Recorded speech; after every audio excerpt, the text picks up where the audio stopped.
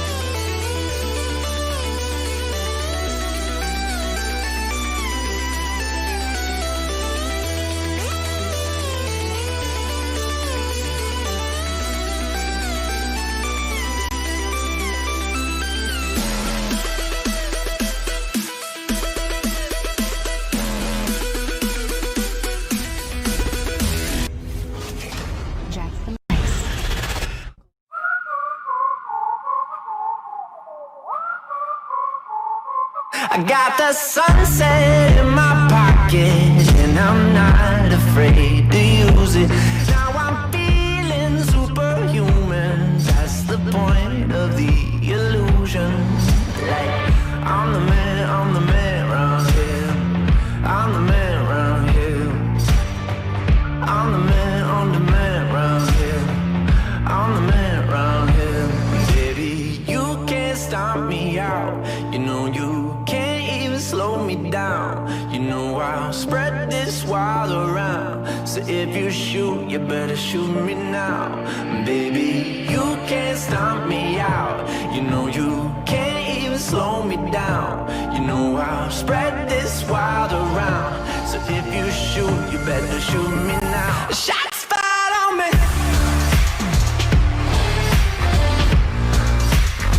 Shots fired on me. Can't stop me out. Can't stop me out. Shots fired on me. Whoa. Whoa.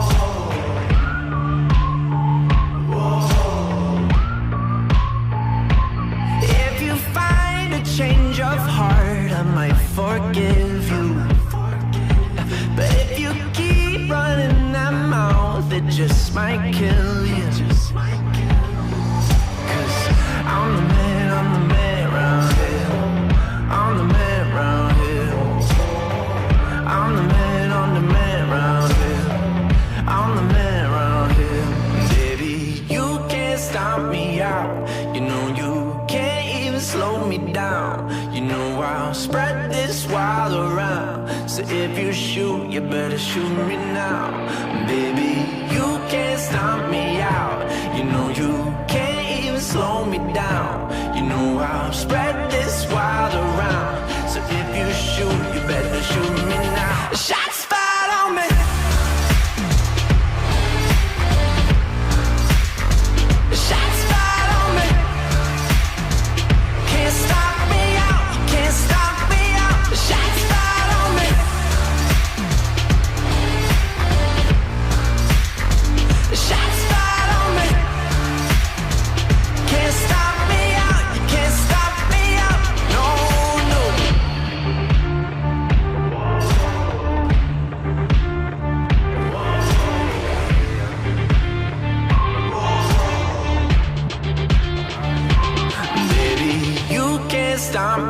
out. You know you can't even slow me down. You know I'll spread this wild around. So if you shoot, you better shoot me now. Baby, you can't stop me out. You know you can't even slow me down. You know I'll spread this wild around. So if you shoot, you better shoot me now. Shots fired on me.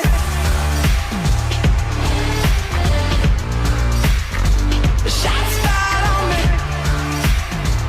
Can't stop me out. Can't stop me out. Shots fired on me.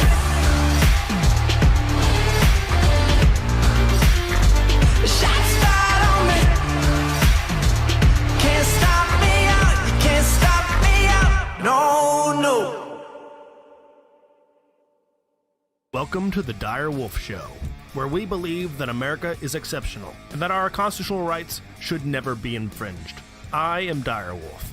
On our show, we bring you the truth and debunk fake news. If you love laughing at the insanity of the regressive left, sit back and relax. Boy, do I have a show for you.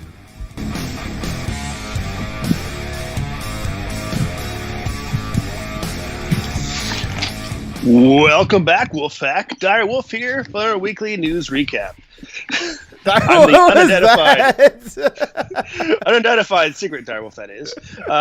Behind enemy lines on YouTube where speech is not free and the truth is demonetized. Alongside me is our unidentified secret co-host, Fox Trivies. How are you doing, buddy? I'm doing very good, I said without evidence. Well, we're going to make no effort to prove that statement, but we're going to act like it is true throughout the rest of the show. Yes. Moving on. Even though you all know the truth that I'm being here held against my will as a hostage. But I said think we're without all evidence. okay with that. Yes. So, there is a special new sound effect for donations this show, and maybe... Yes, people have to donate to hear it, though. We'll see. We'll actually get to hear it. It's dependent on you guys being part of that transaction, though, so you know what to do. Also, on the topic of financial donations to the show, thank you to our sponsors, Kaylit, Ori Main, Nathan, Cameron, Tetris Freak, Slowpoke, Thunder Erican, who is still female, hasn't changed in a while, The White Lion, and Timberwolf. Thank you for donations and also for the boosting us on the Discord. We appreciate all you guys for making this show possible. We blame you. It's all your fault. I'm blinking under my monocle, Howitzer.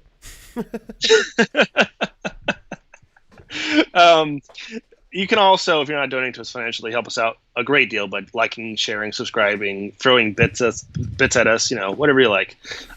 We appreciate that. We will not grow organically through this platform because they hate us and are trying to destroy us. So it's all up to you. Super fantastic. So, what do we got for him tonight, Dire? We got quite a few topics. Most of them are about the debate and also the one story that the mainstream media will not cover. The story that we almost can't even say what it is. Though there was some interesting developments today and even within the last few hours. It was interesting. We'll get to that in the DLive exclusive segment. But while we are here on YouTube, we mostly all the stories fall into two topics tonight, just because we're getting so close to the election. So a lot of stories will be centered around the fallout from the Thursday debate, and fallout for Biden, that is. And then the DLive exclusive segment will be mostly around the laptop issue, which is expanded from just the laptop to a lot of other stuff. But we'll cover that later. So first up tonight, we've got so Trump wanted a way to distract from the coronavirus by talking about Biden's politics. How dare he? Allegedly. Seer, Voracious Blackston gave us a lemon? Something. Oh, no, they followed. Thank you. Thank you for the follow. That does not start the sound effect, unfortunately. I should have actually changed that, but yeah. Well, maybe later on when I think to actually put a different sound effect for that, because I think the quacking's not that great. Well, yeah, it'd be something else. Maybe it could be like a bark or like a howl or something. So this week's presidential debate was a clear victory for Donald Trump, though not for lack of him trying to make it not a clear victory. It was like, despite Trump's best efforts, he won. Trump was much more calm, and he did a very decent job of making his point and highlighting. Great. Decent. Yes, decent. There's actually yesterday I heard a clip. Trump was doing like a statement about how he did in the debate, and he acknowledged that he was being purposefully much more calm. And it was really funny. He's like, yeah, I've got my other speed where I could go, I'm a lot more aggressive, but then I could also be calm too. I got a lot of different styles I could try. I got a lot of different styles. Maybe you'll see this one again. It looked like people liked it. I heard people liked it. Maybe you'll see it again. I think it was a good style. Obviously, it was the best style. He didn't say that. People say that. So that was actually like a legitimate. Most of that was like Trump actually said those things, which I thought was hilarious. That he's acknowledging that he was doing a slower speed. Let's see here. So Biden, on the other hand, though, stumbled through his answers and made several gaffes. Also gaffes. We will be covering some of those gaffes throughout the show tonight. However, our first segment is about the news media's circular reasoning. That's not the only thing that's circular. The circular tubining. That talking about Biden's bad politics and gaffes is a distraction from Trump's actual policies and achievements. As an example, post-debate, CNN published a story titled, "President Trump looked to distract from the coronavirus deadly toll by seizing on Joe Biden's comment in Thursday's night's debate that America should shift its reliance on oil towards greater renewable energy usage." I want to point out that he didn't say he wanted to shift reliance. He just wants to do away with the oil industry. That's what he actually said. Why would you do that? Why would you do that? So the point was, they say anytime Trump does something good, or anytime Trump criticizes one of Biden's policies, he's distracting from his failures. The argument is that you can't discuss any story other than the ones that criticize Trump. You can only talk about Orange Man bad. Anything else that you talk about must be irrelevant or just a distraction. So according to the news media, we can't talk about anything good Trump has done, like negotiating the peace deals in the Middle East, because it's just a distraction. And that's a very narrow-minded view of the world. More than one important thing can happen at a time. And you could say that there's negatives or positives about any candidate. Might be far more negatives on one than the other. But you can't say that discussing any one positive or negative about either candidate is a distraction from the positive or negatives of the other. You need to look at it more holistically and understand that there is good and bad in every candidate. In this case, obviously, I think Biden is a terrible candidate and Trump is far better. But there are things you can discuss that Trump's done wrong, and that wouldn't be a distraction from what Biden has done wrong. It'd just be a legitimate point. This is probably another example of the Democrats projecting, where they will usually project what they do onto us. Which is also a key rules for radical, that you blame the other side of what you're doing. But I think what the Democrats are getting into the trap of is that they might be accidentally admitting they've never genuinely done a good thing for the American people. They've only ever done things that are politically expedient to them. So when they see Trump doing good things around the world and for the American people, they're like, he must have some ulterior political motive for doing that, because there's no possible way that he would be doing that just, out of genuine compassion and leadership, because the Democrats can't even conceive of why you would do that for non-political reasons. Right. So what they should have done is, if they were a real journalist, they would do one story about whatever they think is wrong with Trump's COVID response, whether I think it's legitimate or not. And they'd also do a story about, what Biden actually said and what the implications of his policy would be. That would be fair journalism, where you just talk about what happened instead of trying to frame it as one thing being a distraction from the other. Yeah, there's almost no point in doing the framing piece, because Well, if they just don't want to cover stories, like, that is their editorial discretion. Other news media outlets will fill in the gap if that's what the people desire. But like, for them to acknowledge the story only for the purpose of saying that other media outlets should not be covering it because it's just Trump trying to distract is so meta. I can't even comprehend it. It's just such a useless waste of ink. I can't even conceive. It's even a waste of, like, the digital space on hard drives, which is essentially infinite. Like, somehow they have figured out how to waste that space. It's ridiculous. It's just such a waste of time. And that's actually that is, like, the biggest problem is the media when they're not like just making stuff up. They're talking about things that are either unimportant or they're framing them in a completely incoherent way. Like they're the framing of peace deals as a distraction, that Trump is worked really hard to get peace in the Middle East, and that's just a distraction so that you like him, that you think that he's a good guy. He really wants World War III. He's just making world peace to distract you. He's just doing that to trick you into thinking that he doesn't want war. It's like Antifa. Like, they're just burning down buildings to trick you into thinking that they don't want, peace in the black community. It's just what's it called when you do the opposite to try to trick somebody? Reverse psychology. That's what it is. Yes, that's what it is. Yes, it's very elaborate reverse psychology ploy. Because Trump, this is the other thing. Trump, remember, they think Trump's super stupid, but also Trump is super smart because he's playing this like 8-dimensional chess where he really wants World War III, but he's getting to World War III by having peace break out all over the world. It's really, really high level strategy. It's like high IQ thinking there. It's like it's Trump. Okay. He's got the highest IQ. Even if his goal was to cause a world war, but his avenue of getting there was to create peace, I'd still say it was a good thing he did. Trump's diabolical plan is world peace. Oh no, he dared to achieve peace. How will we make money for our lobbyists if there's peace? It'll be awful. So is it on my heart now? Yeah, it is. So what they want us to focus on is the death, not the declining death, but the death from COVID-19. And it's not even the death, really. They're trying to get us to focus on the infection rate. So they keep talking about how the infection rate keeps going up. And this is one of the instances where Trump was trying his hardest not to win the debate. Was right off the bat, they're talking about, and he had this in his 60 Minutes interview too, where they ask him about the increasing infection rate. So there's still more people every day getting infected, and the infection numbers seem to be climbing.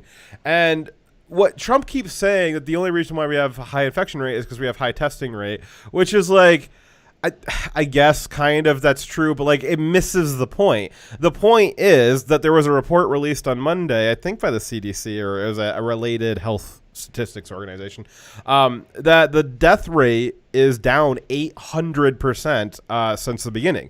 Like, we've gotten a lot better at treating this in hospitals. They've gotten a lot of new techniques. They used to be having people sit on their back when they were getting ventilated. Now they got people rolling around on their stomach, and that stops them from drowning in their lungs.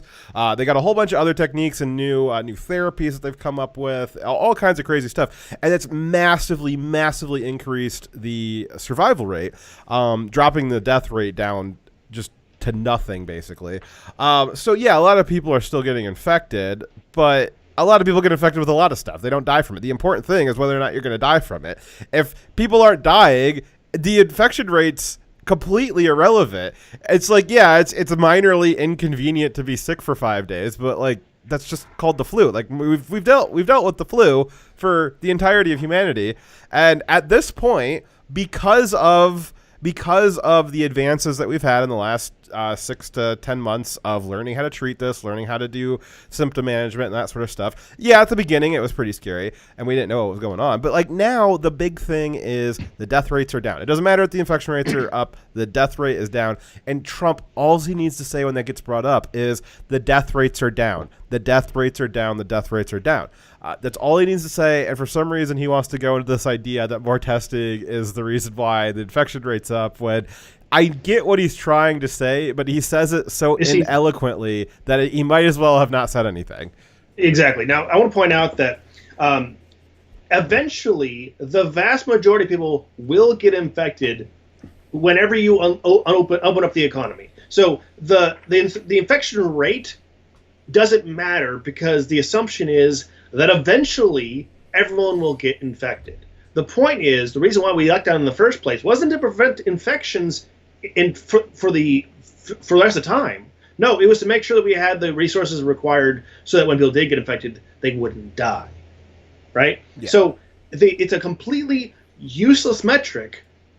It doesn't help you understand how we're responding to it unless your plan is to lock us down for the rest of time and really with the expectation of never letting anyone get infected ever. Yep. If that's your goal, sure, but the consequence is far worse than the disease.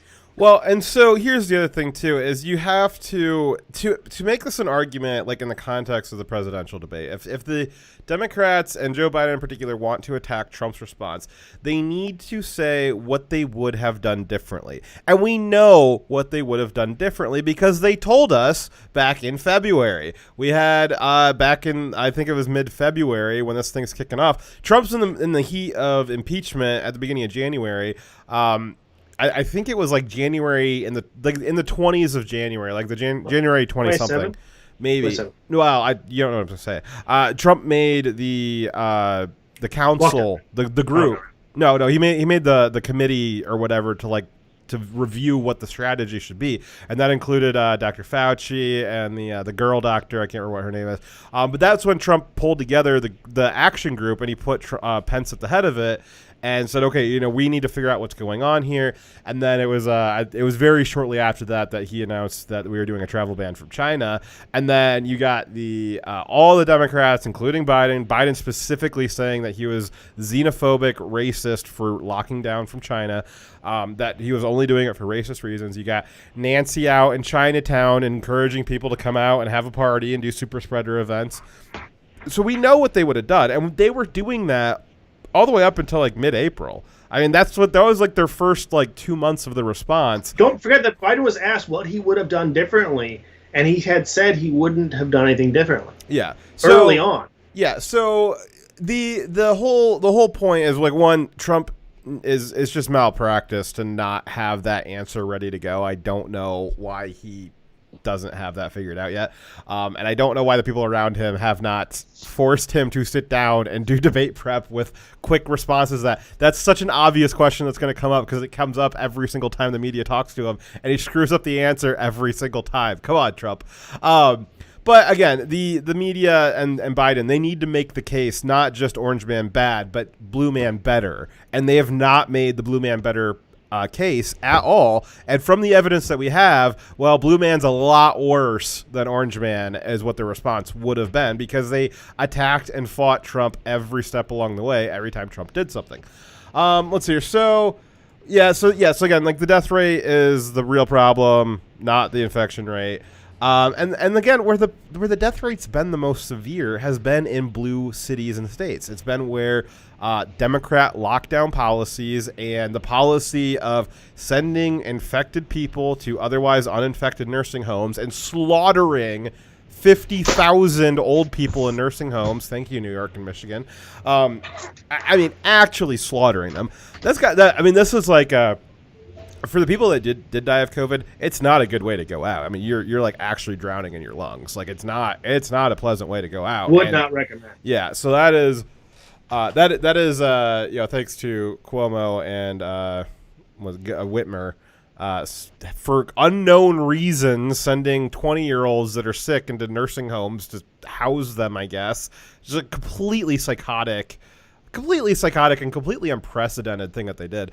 I thought the funny part of the debate was you had Trump was talking about the response that the blue states had, and Biden's, because plagiarizing Joe there, he's stealing the line from Obama. This line is from Obama, and he's even screwed up saying it because he can't get a full sentence out. Biden stole from Obama the line, there's not red states and blue states, there's the United States. And so the clip is really funny because you got Biden, he goes, yeah, there's red states and blue states, or there's not red states and blue states. It's just the United States. But the red states, they actually had a lot more spikes. And so he goes into this like, there's no politics. It's completely unpolitical, except for your side did it really bad. And so he does the exact same attack that Trump did in reverse, except for he has no facts to back it up. So it's kind of funny. It shows you, and Trump called him out later in the debate, that Biden's really just he's all platitudes. He's he's a good politician. If by good politician you mean he can just speak bullshit as quickly as he possibly can. It's just full of platitudes that don't actually mean anything. I want to make a point here on the fact that the idea of I don't see it as blue states and red states. I don't see them as being different. I'm for all of the states. Okay, no, that is politically naive way to view the world, because you need to, if you're going to lead the country and say that you know what policies are best for the country, you have to be able to recognize what policies and what political ideologies have been in place in certain places that result in different outcomes. If you don't recognize that Democrat cities and states have had a different outcome because of their policies, and thus we need to learn from that and do differently, then you're an idiot.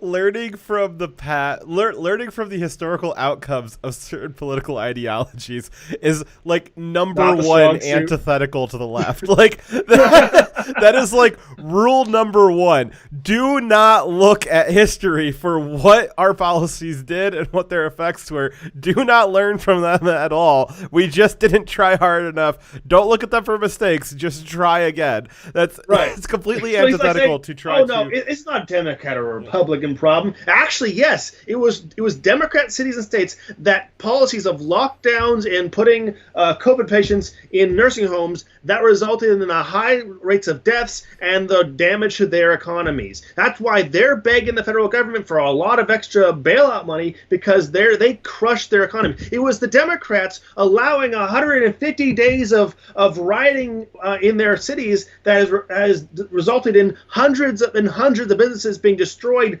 permanently, and a lot of people now being dependent on the state with unemployment because they lost their jobs. We have to recognize what party and what policies result in these problems, and so we can find the root cause and change it. Yeah. So yes, you need to be able to see the world in including what be able to see the difference between different political groups. You need to be able to recognize that.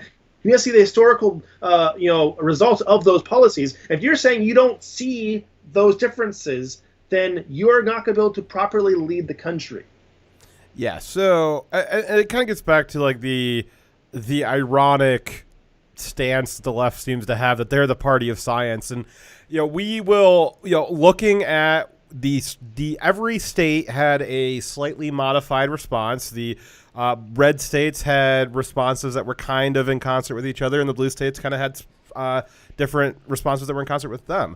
So we got a chance to kind of do an experiment where we had controls of certain states trying it one way and other states trying it a different way, and we got to see what did and didn't work. And the Democrats want to tout the 216 million or 216,000 people that died supposedly from COVID and not from car accidents or suicides or alien abductions.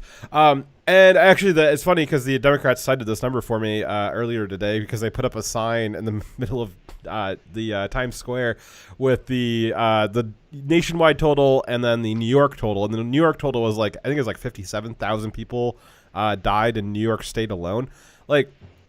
New York has 1/4 of all the deaths are in New York. I think Michigan had another. It was a quarter in New York. I think Michigan had somewhere between an eighth and a quarter, and California had almost whatever the roundup to that was, and the rest of them were spread out across the other 47 states.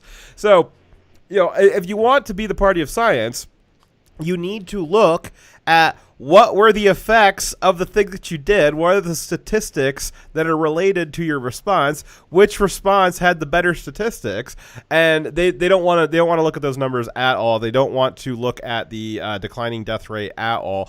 All they want is this emotional orange man bad response. They want Cuomo to talk about wearing masks and stuff like that, and they want these leaders to be locking down businesses that the people in the media who they're completely unaffected by their bars getting closed down. Yeah, they'll complain about I can't go out and drink that night, but they're not the ones losing their jobs. They still have their jobs in the media, although less and less so. And so you got all these people who they just are craving an emotional response to the virus. And it's like, well, you're supposed to be the party of science, and they don't want anything to do with the science. No math, no science, nothing at all. They just want to feel good by virtue signaling that Trump is bad. Correct. So if the news media were unbiased and actually did journalism, they would report on all relevant stories. If any news agency tells you not to pay attention to any one story and to only focus on one specific story, then they are not a news agency. They are a propaganda agency.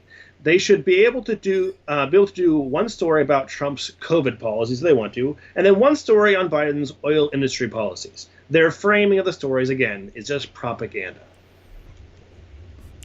And then you've got our next story here, where their framing of the story wasn't just propaganda; it was just completely idiotic. I needed to bring back that slide of Mazie Hirono on the bell curve, because I'm gonna put the all of the media on that bell curve there too. It's real far over to the left, almost completely off the charts. Kind of interesting how the bell curve is naturally. The right is the intelligent side, and the left is the unintelligent side. I wonder if that's a coincidence. But our next story here is, you know them, you love them, the Coyotes. The good boys. They're good boys. So, as we all know, coyotes are good boys, unless they're like eating your babies or something. And then coyotes are rapists, murderers, and kidnap women and children when they try to come across the border. So during the debate, why are we talking about coyotes? Why are we talking about coyotes? Yeah. So during the reason why we're talking about coyotes is because during the debate, Trump was asked about the 500-ish children being held by border security that had been unable to be reunited with their parents. Trump responded rightfully by pointing out that it was not the fault of his administration, that it was the bad people, the coyotes, that were bringing children across the border illegally without their parents, making it very difficult to find the parents of the children because the parents are usually on a different part of the continent. And so any normal person who's higher on the IQ curve than Mazie Hirono is, so basically not Mazie Hirono and nobody who has a blue check on Twitter. So any normal person, though, would know that a coyote in the context of border security is, they would know what that means. They would know that was related to the human traffickers. Yeah, I thought that was something that was going a completely different place. So following the debate, a lot of lefty blue checks on Twitter tweeted out asking why Trump thought devious canines were trafficking children across the border. How dare they? Even left-wing news sources that know what the term means. I can't imagine that CNN doesn't know what a coyote is. They suggest that Trump's comment about coyotes was a unique slur that he just made up for Mexicans because, coyotes are Mexican animals, apparently. That are definitely not in, the north part of the country at all. There's that. And they're definitely not also in Canada and everywhere. So, coyotes are not Mexican. More of them live in the U.S. than live in Mexico. Also in Canada. And the term coyote is how Mexican human traffickers refer to themselves. That's what they call themselves. That is what we call them because that's what they call themselves. The left-wing media feigning ignorance of this common term shows how little they think of the intelligence and how much they think of the ignorance of their viewers. And Biden supporters who actually legitimately were confused by Trump's coyote statement proves that they might just be right. It might just be true that CNN's remaining viewers how few there are might actually be that stupid. So the Federalist got it right when they published an article saying, if you don't know that coyotes are human smugglers, shut up about the border. I absolutely agree. Now, getting back to the original question about those 500 kids currently being held by U.S. border security who have not been reunited with their parents, the accusation on the left is that, first, Trump separated these kids from their families, presumably with the help of the coyotes. What I imagine is that Trump he has a legion of coyotes that he sends out there. And, as we all know, Trump knows that they're not sending their best. So in the last 4 years, Trump has gathered a legion of coyotes and has given them the command to go bring me their best. They're not sending them. I want you to go steal them. Go bring me their best babies. Go do it. The coyotes go, yip, yip, yap, yop. And they go run out there and they go steal the babies and bring them to Trump. It's pretty devious. It's pretty wild. I can't believe that he's doing that. It's really crazy. I also can't believe he's doing that either. I literally can't believe that Trump's doing it. So again, the accusation though is that Trump separated these kids from their families, and then second, that he's also so inept that he was unable to find the parents of the kids that he allegedly stole. Just like Amy Coney Barrett allegedly stole her kids from Haiti. He probably got help from her. He probably got the same adoption agency. No, Fox. Trump didn't steal them. He directed his legions of coyotes to steal the kids and bring them across the border for him. Yes. Don't slander him like that. Yes. They're good boys. I bet you probably trained with them at one point, didn't you? No problem. Actually, you literally do train with them because you said they're all over base. Yes, they are actually. And there's regulations that you're not allowed to remove them from base. It sounds like a pretty big conspiracy if you ask me. Actually, so for the viewers that are listening to us right now, on most bases, every base I've been on, it is against the regulations and laws to harm any of the wildlife on the base. So because of that, bases, whatever animals are indigenous to the area, like some places it's jackrabbits and coyotes and stuff like that, they have a huge population boom and they live really well on base. Like you got gigantic jackrabbits because no one hunts them and no one hurts them. We have lots and lots of coyotes that live on the base because no one will hunt them. Well, no, it's because they're doing secret operations for the Trump administration. We Right, know that now. Weaponized coyotes. Yes. Yeah. So the reality, though, is that ICE, Immigration, Customs, and Enforcement, has done a great job of reuniting immigrant children with their parents. However, many of those kids were brought across the border by smugglers, also known as coyotes, without their parents. Which is also funny, too, because a lot of the blue checks thought that Trump meant literal coyotes. And then some of them realized that Trump didn't mean literal coyotes. They thought, and that's what Dyer was alluding to earlier, they thought that Trump had come up with a new racial slur, and they thought that Trump had come up with this new racial slur for parents that were bringing children across the border illegally. And so they thought that Trump was like calling the parents coyotes as a slur, and they couldn't get their head around that at all. It's almost like how can coyotes be a slur? Coyotes are better than people. Well, no. So one of the blue checks, I think it was one of the ones that worked for a prominent one of the prominent newspapers. I can't remember which one though. He said something to the effect of of course he would pick coyote, a Mexican animal, and it was like. And I was like, what the hell are you talking about? It's like, you got these city folk who have probably never even seen a coyote. Let's be honest.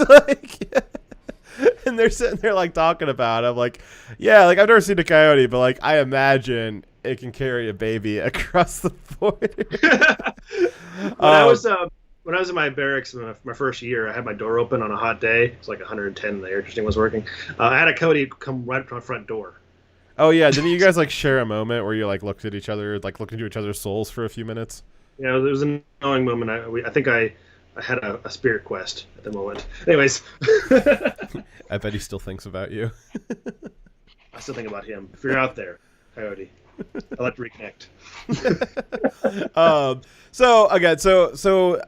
The reality is that parents in the Latin American countries will. It's expensive to get a coyote to take you across the border, so a lot of times they will send children across to with the hopes that they will go land with family members that have already made it over to the States. And so they'll send them alone, and the parents will just be back home. Like, they won't all go as one big family. Sometimes they do go as a family, but the coyotes will split them up. Yada, yada, yada, all kinds of different things crazy happen with them. So these particular kids, though, they came over, these particular 500 kids came over without their parents. And so ICE has found a lot of the parents for kids that came over alone, but they still can't find them for these 500 kids that didn't come over with their parents. And it's not necessarily that they didn't even find the parents. A lot of times, and for these 500 kids, a lot of the parents that they did find didn't want the kids back. The parents were not looking for the kids, and they did not want them back, which is like a whole other level of crazy. But basically, you got parents that suck, that set their kid with coyotes who, probably raped them, and then they wind up here, and Trump does everything he can to, like, help them get back. In fact, there's a particular office in ICE that, like, specifically deals with trying to reunite families, and we weren't sure. We were trying to do research on it. It was possibly started under the Obama administration, but it's been massively expanded under the Trump administration because the Trump administration's actually been doing deportments. So, when we weren't deporting anybody, it wasn't necessarily important under the Obama administration to find their parents. So they definitely expanded it. They had to add a lot more personnel, and they created new facilities just for the purpose, because under Obama, they didn't have these nice, like, boarding house style facilities that had like movie theaters and schools and play areas and bedrooms for the kids. They didn't have those. Those were built, and there was a lot more people added to the existing framework to return the kids. A lot of the kids that were already in custody were also in custody because of from the Obama administration, and also because of the surge in people coming in during those caravan days, right? Yep. So, but basically, according to the left, Trump commands a legion of predatory canines that steal unwanted children so we can lock them up in cages. He's so evil. So evil. He's like, worse that than is Hitler. that is such like a super villain thing. Like, that is a super villain thing. It's like you like mind control legions of coyotes to go steal babies and put them in cages. Yeah. Like, that is such super villain territory. I love it. It would take a supervillain to think of such a contrived, crazy plot. Now, do you think, as I said in the last story, do you think that this is a case of projection? Do you think that the Democrats are actually using wild feral dogs to go steal babies? Do you think that they're projecting onto Trump? I mean, there could be no other possible conclusion. They must be using feral dogs. I think we're breaking news. The Democrats actually use legions of mind-controlled coyotes to go steal babies. Check this out, Fox. So says Q. And we're off YouTube. Okay. All joking aside, this Q's probably right now. Of course, it's reported on a reliable source. Yeah. So, anyways, this brings up an important question: who built the cages, Joe? I think it was the coyotes. The coyotes built the cages, didn't they? Oh no, let's find out. So during the debate, Joe Biden repeated the lie that Trump administration was separating kids from their parents and putting them in cages. Trump responded by asking, "Who built the cages, Joe? Who built the cages, Joe?" And he did a really good job of just repeating that over and over again, which was actually a very effective rhetorical technique. It was simple. It was a very simple phrase, and saying it over and over again. Why would you do that? Oh, Yes. exactly. So we just heard our new sound there, and that was from Slowpoke, who gave us $2. Thank you very much, Slowpoke. He said, quote, "The fucked up thing is that the attempt at stupidity just shows how little these people care about fighting against human trafficking." Yeah, it's like Trump's trying to not have people be human trafficked, and the left is like, human trafficking? Don't you just mean coyotes? Like, it's just complete idiocy. And like, yeah, supposedly these are the people that would, again, allegedly care the most about human trafficking, which I don't know why that's a left. The left tries to like stake out these positions as like that's on their side, like humanitarian outreach is on their side, and like Republicans are just like heartless, even though like the right is typically where charitable donations mostly come from, and volunteer hours and stuff like that. The left volunteers by burning down your downtown district or firebombing the facilities holding the what's that? I don't want their volunteerism. Take it back. But yeah, so again, like human trafficking is allegedly something that the left is like one of their positions, but it's really not. And like their complete ignorance to what a coyote is well, it's pretty telling. So again, Trump kept asking who built the cages. Obviously, it was the coyotes. I mean, I think we all know that it was the coyotes under Trump's mind control that were building the cages. It's a pretty good racket. Biden, of course, didn't answer the question because, it's hard to explain that Trump's legion of mind-controlled coyotes were building cages. But Trump just kept asking who built the cages. And since Biden didn't answer, we will. The policy of separating children from their parents while they await trials was started under Obama. That policy ended under Trump. The cages that the left complains about were actually built under Obama. Oh man, that's awkward. Trump was the one that had the nice facilities, the nicest. Some people might say he wouldn't say that. Everyone says it. He doesn't say it. Other people might say it. It was the nicest facilities. They had beds. Wow, that's pretty crazy. Rooms, even crazier. Toys. And built-in schools that they're probably not allowed to go to under COVID now. And also entertainment centers built for the housing of immigrant children who are brought across the border by coyotes and other predatory canines. I don't know, you admit into something there, Dyer? I'm not. You bringing babies across the border. So, Biden is essentially blaming Trump for what he did. Because it wasn't just Obama, it was the Obama-Biden administration. Joe oversaw the separating of kids from their parents and the building of the cages that they would be kept in. And then had the gall to attack Trump for the policy being in place when he took office. They should have. I'm just surprised they didn't try impeaching Trump for it. Yeah, I'm surprised too.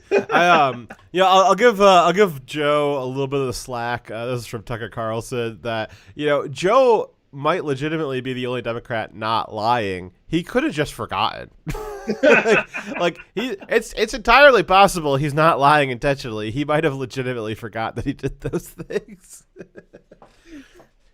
Oh boy. Alrighty. Well, on to our next story, which, kind of like the kids in cages, you might be asking yourself the question of why would they do that?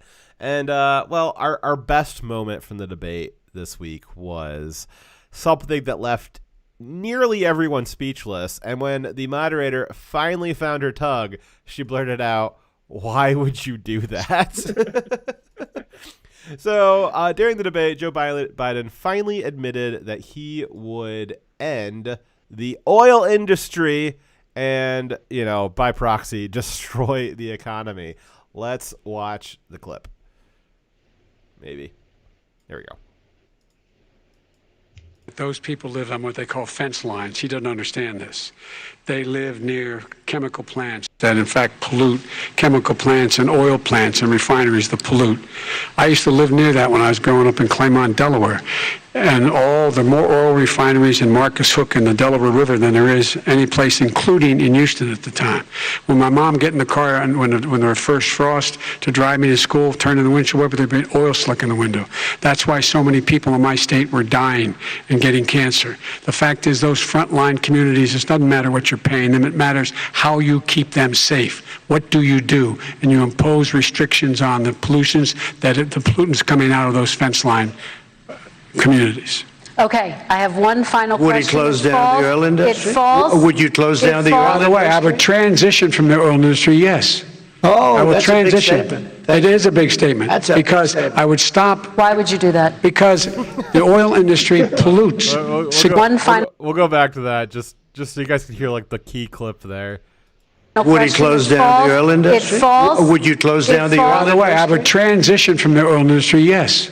I will that's a big transition. statement. It is a big statement That's a big because statement. I would stop Why would you do that? because the oil industry pollutes significantly. I see. Here's the deal, but That's you a can't big do that. statement. Well, if you let me finish the statement, because it has to be replaced by renewable energy over time, and I'd stop giving to the oil industry. I'd stop giving them federal subsidies. He won't give federal subsidies to the gas. Excuse me, to solar and wind. Yeah. Why are we giving it to oil industry? We actually do give All it right. to solar and wind. We And have that's one maybe the final biggest question. statement in terms of business. That's the biggest statement. Okay. Because We have basically one what he's final saying question, is he is Mr. going to President. destroy the oil industry. Will you remember that, Texas? Will you Okay. remember that, Pennsylvania, Oklahoma? Vice President Biden, let me give you 10 seconds to respond, and then Ohio. I have to get to the. I love Trump. As you can see, it was such an outrageous statement for Biden to say yes to the question of will you end the oil industry, that the moderator was like, why would you say that? And it wasn't like a follow up of like, why would you say that? It was like, oh my God, what did you just do? Why did you say that? What happened? Like, why would you do that? So addressing some of the claims in there, one of the first ones being that Biden is part of this myth, and I learned this myth going through public school. I'm sure you guys learned the myth as well. That it's somewhat true statistically, but it completely misses the cause, which goes back to that conversation we had earlier about red states and blue states and how they manage themselves differently. Where Biden was talking about these fence line communities, and as evidence for his claim that polluting industry is in minority communities. As evidence for that, he cited that he lived in a community that was next to a polluting industry. So I guess Joe Biden's a minority now. But that's actually not as true. There's kind of a caveat to that. So there is statistics out there that high polluting industries are in higher minority demographic locations. But the reason for that is there's some correlation there, some a little bit of causation perhaps, that heavier minority demographic communities tend to elect who? Democrats. And then the Democrats tend to do what? Oh, sell out their community. And so I would be willing to bet that almost all of these high polluting industries that are in minority communities were probably approved to be there by blue people like Joe Biden, like other Democrats, that is the reason why. Whereas in Republican communities where we're a little bit more likely to go out and hunt and fish and be outside and not in crammed cities, we actually do like the environment. Surprise, surprise. There's nobody. It's crazy. You got all these quote unquote environmentalists living in the concrete jungle, and they've never even seen a real tree or a coyote, and they're out there commenting about trying to save the environment. And I actually live kind of close to forests, and that's kind of nice. I go out in them sometimes. I like the environment too. But you got a Republican controlled area. You're not going to have people that are like, yeah, let's destroy this really nice forest that we go. I went hunting it with my dad. For the last 10 years. People aren't going to do that. So Republican controlled areas, more so than not, will also have kind of stricter limitations on where you can be putting industries and stuff like that. Whereas the Democrats, they're pretty corrupt. They'll take it for wherever the highest bidder is. So this idea that Biden has, and the Democrats do this a lot, they will cite a problem, say that it is because of racism, even though the problem was caused by Democrat policies. And that's why Trump's never allowed to bring up, that's why the right's never allowed to bring up, hey, don't you think there's some correlation that maybe these are all blue-controlled areas? You're not allowed to bring that up because that highlights what the issue is. They just want to say there's racism, and somehow that racism in blue areas is the fault of Republicans who don't control any power in those areas. Yeah, the state that you and your party run that has a disparate outcome for minority groups because you putting industrial sites within close proximity to their communities, that thing you're saying is racism. It also is supposed to be a sign that the entire country at large that you don't control is also racist. You get to smear every other American as being part of a racist system because of the decisions you made. Yes. What a racket. There's some discussion in chat about switching to a whale oil economy, and I fully endorse that position. The other point that they were making was that Biden was trying to make was that there is, that they're not subsidizing renewable energies and they're only subsidizing oil, when the reality is that there's more energy subsidies, and I'm guessing that's per kilowatt. More energy subsidies are paid to solar and wind over fossil fuels. More importantly, much taxpayer money is being paid. Much more taxpayer money is being paid per kilowatt hour produced of energy for wind and solar because it's much more expensive. It's less effective. There's certainly places where it's an appropriate use, but the broad scale, the mass scale is just not. We're just not there yet. They're working on the technology, but one of the things that again is just complete political malpractice from Trump is that he was trying to explain during the debate that producing a windmill and solar panels, actually the manufacturing process puts out enough carbon that it takes years to offset the carbon that it took to manufacture these things. So Trump was trying to explain that during the debate, and it's a good point, except for the way that Trump explained it was that the windmills create carbon, which sounds like he's saying that the windmills create carbon, and it's during their operation, which is not true, and that's not what he meant. But he said it so ineloquently that he did not convey the information that he's meaning to convey.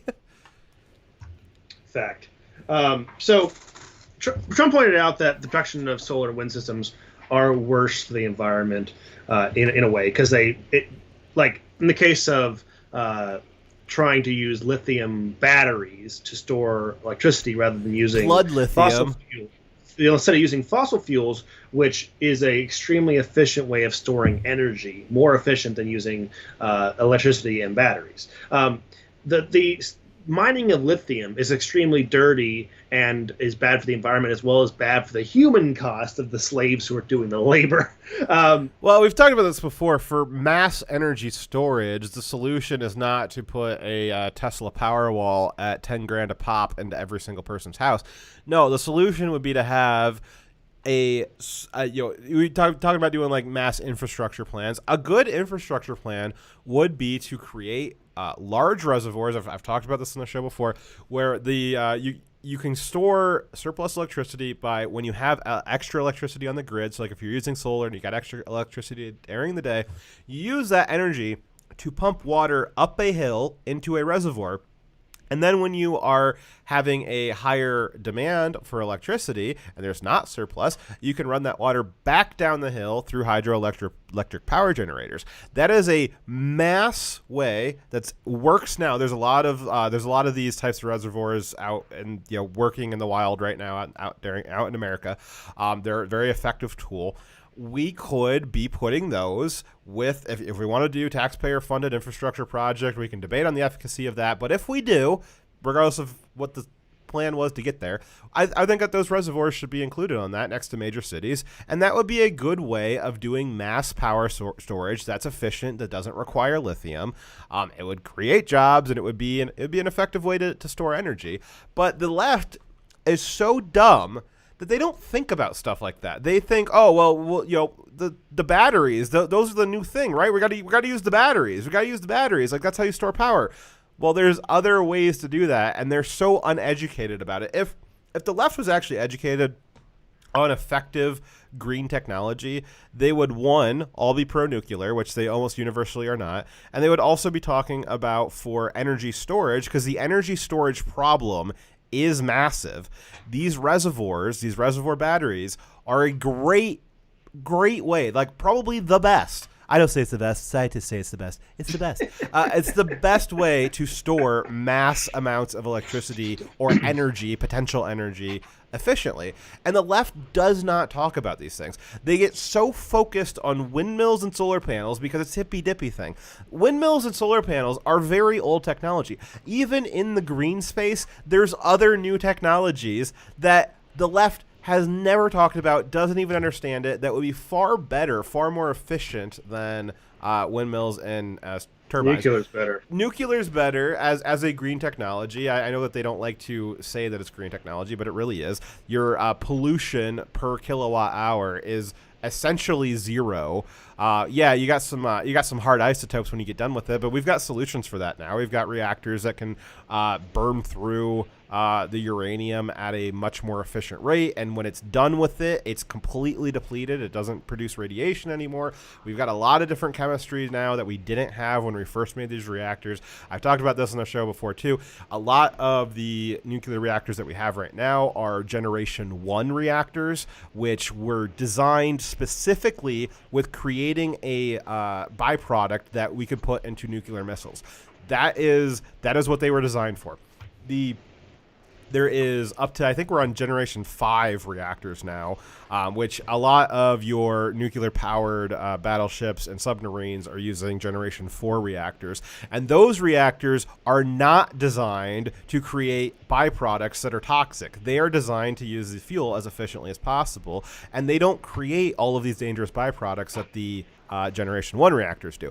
It's just you can't build Generation 5 reactors for mass power distribution now because it takes 40 years to get a power plant approved. And that's not a joke. It takes 40 years to get through all of the paperwork and regulations and red tape to build a new nuclear power plant. And so nobody does it. We have all of this great new nuclear technology that we've had 40, 50 years of development since 3 Mile Island. And the left refuses to talk about it. They refuse to talk about it. So, because they're dumb. Again, they're the party of not science. Solar and wind is dumb. bad for the environment. That's stupid. Solar and wind farms are bad for the local wildlife. In addition to the carbon, the additional carbon it takes to make them, which is and the damage to the environment, which is a lot. There's also the damage due to the environment ongoing.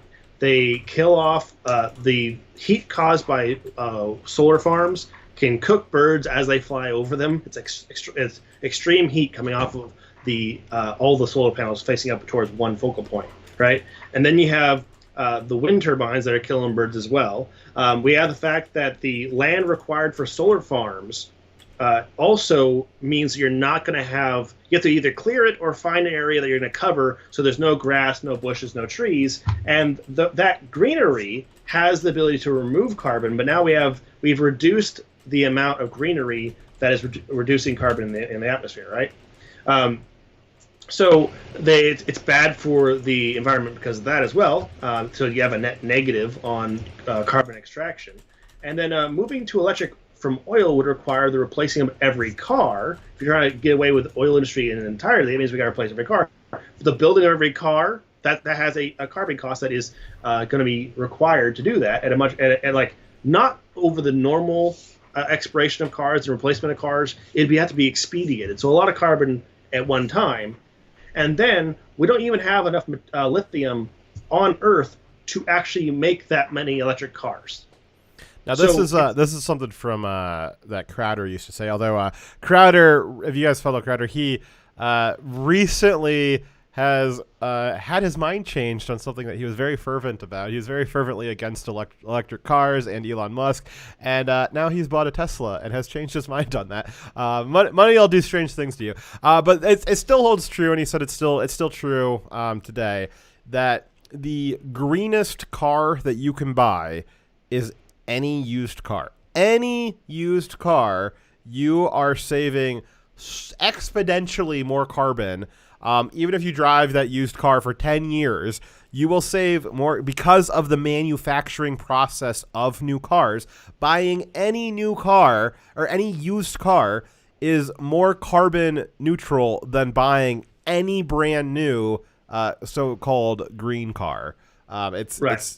any used car is much better for your energy footprint. So the idea that literally making everybody buy new cars is going to be better on the environment. I mean, it's maybe that's where AOC is getting that. Where we're at 11 years now. That 11-year timeline of when the world's going to end. Maybe like they're taking into account all of the carbon that'll be produced by creating 500 million new cars in a year.